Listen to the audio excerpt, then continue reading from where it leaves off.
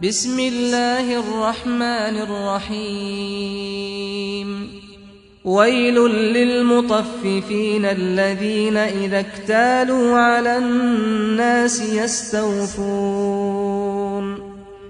وإذا كالوهم أو وزنوهم يخسرون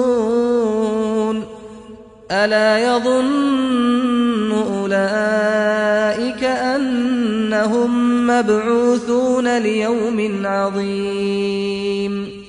يوم يقوم الناس لرب العالمين كلا إن كتاب الفجار لفي سجين وما أدراك ما سجين كتاب مرقوم ويل يومئذ للمكذبين الذين يكذبون بيوم الدين وما يكذب به إلا كل معتد أثيم إذا تتلى عليه آياتنا قال أساطير الأولين كلا بل ران على قلوبهم ما كانوا يكسبون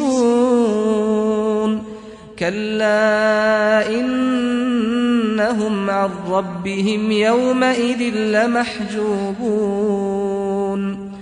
ثم إنهم لصالو الجحيم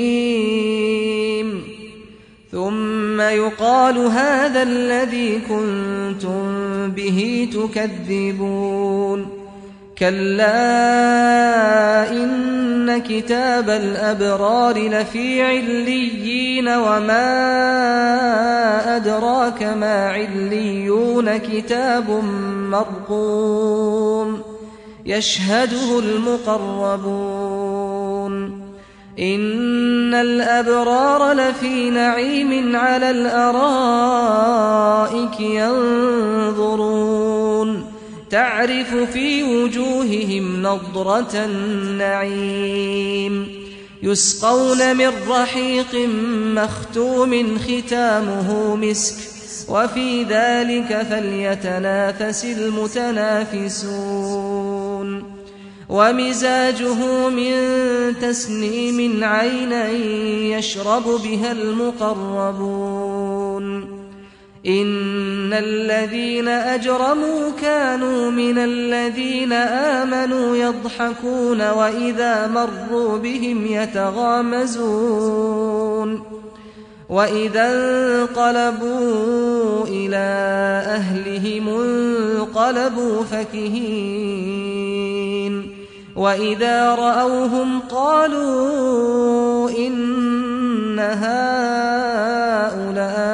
لضالون وما أرسلوا عليهم حافظين فاليوم الذين آمنوا من الكفار يضحكون على الأرائك ينظرون